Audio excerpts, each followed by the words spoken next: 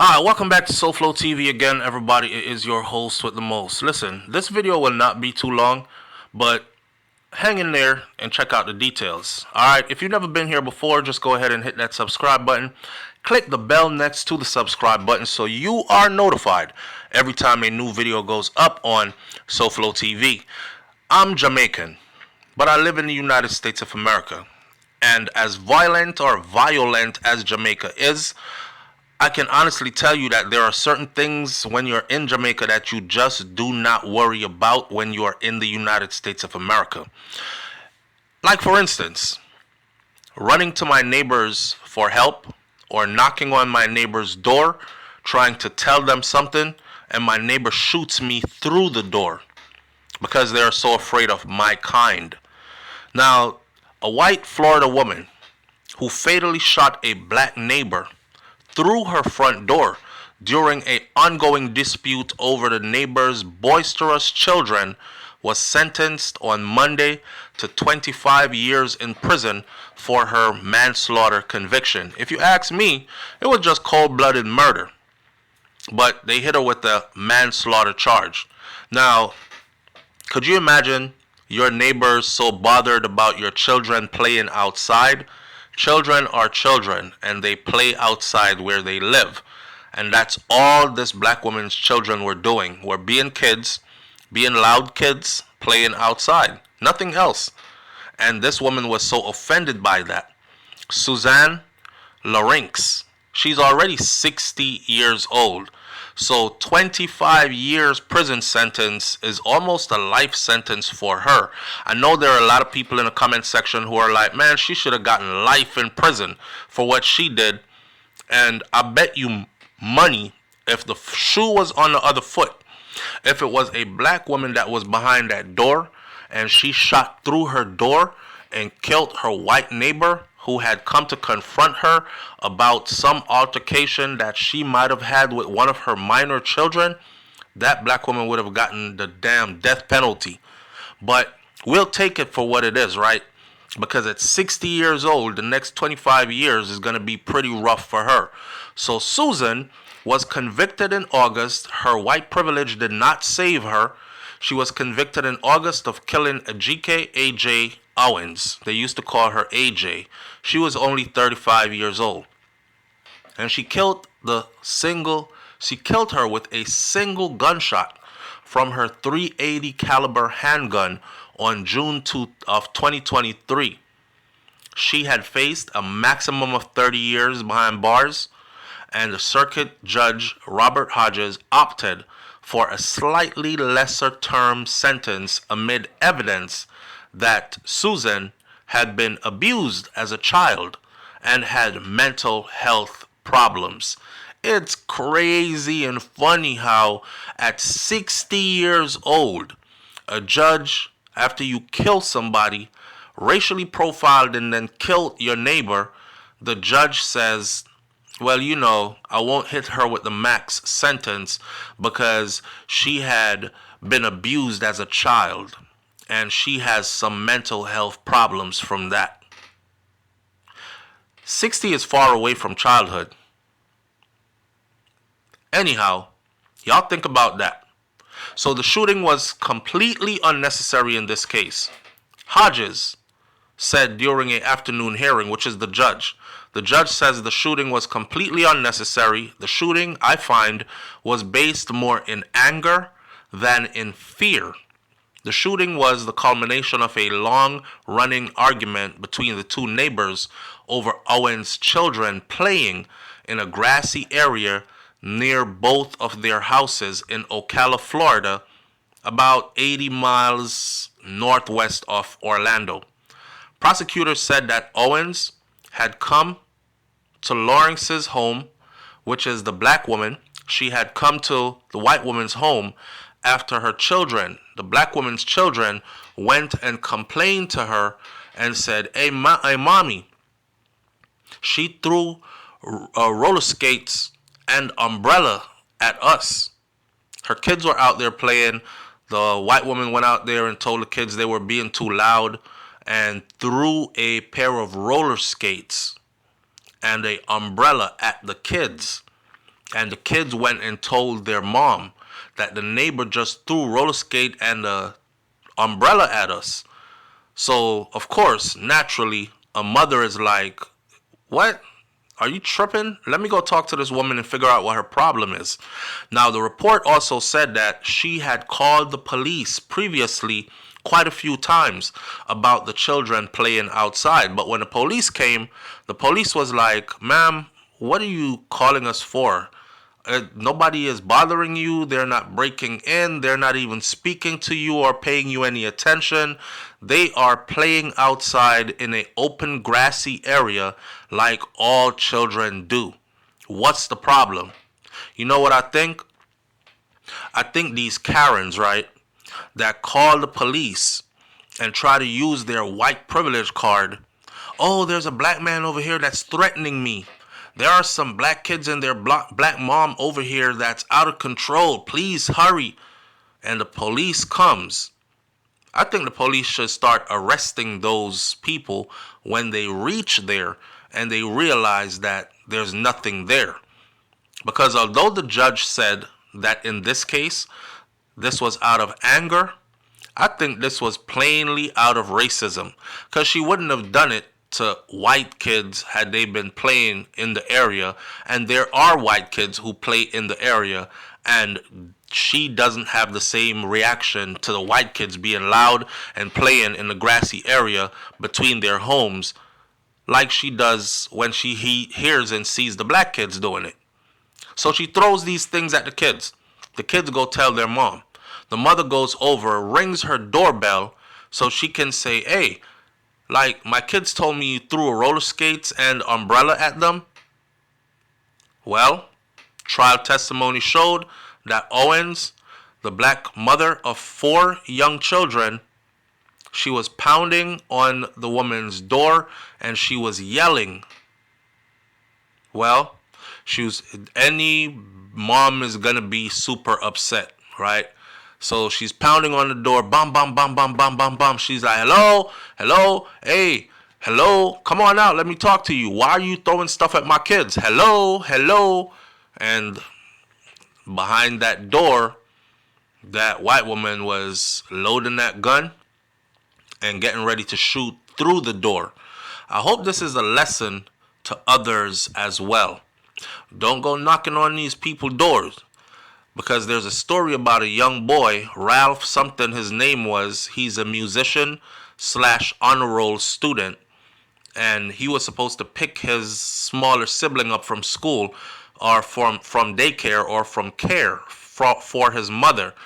And he got the wrong house. The house he was supposed to go to was, I believe, a block over. So he got the wrong house and he knocked on the door. And as he knocked on the door, that old white man that was inside shot Ralph through his door. And I mean, you could have answered your door and said, hello, no, you've got the wrong house, and walk away. But a lot of them feel this threatened when you start living close by them. You know what I mean? This is the false sense of security that I speak about to a lot of people from the Caribbean, especially Jamaica, because I'm from Jamaica. These are the false sense of security that I speak about. My neighbors in Jamaica are not going to fire on me through their door. I don't think we've ever had a case. If you search Jamaica's history of crimes and shootings, I don't think you will ever find a case of a neighbor going to knock another neighbor's door.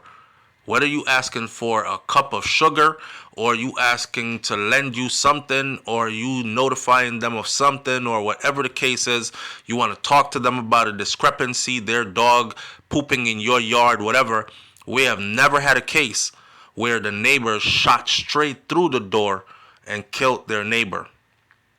So she claims that the mom was knocking on her door so hard that she felt afraid.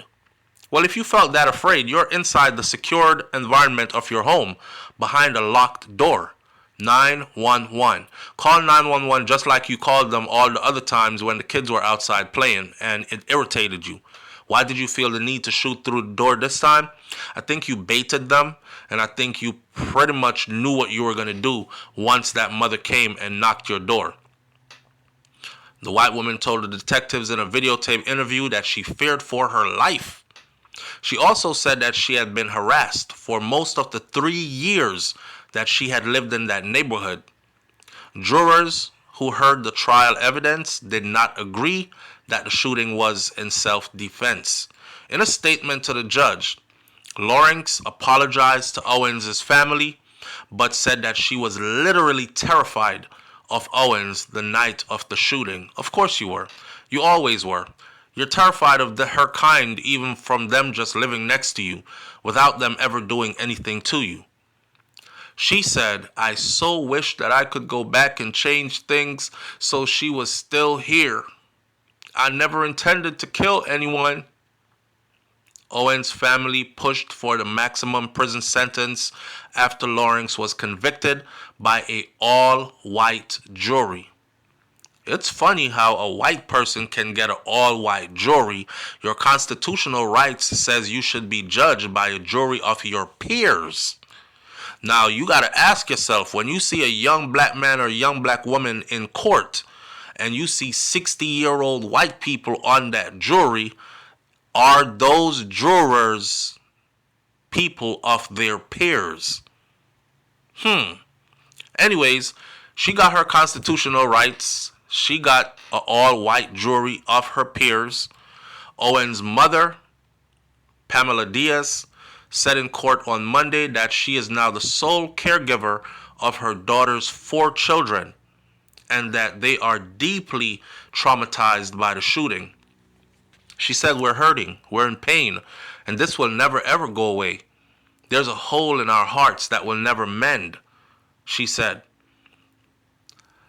The person who I keep referring to as the white woman, or should I say the shooter, her attorney, Assistant Public Defender Amanda Sizemore, sought a more lenient sentence.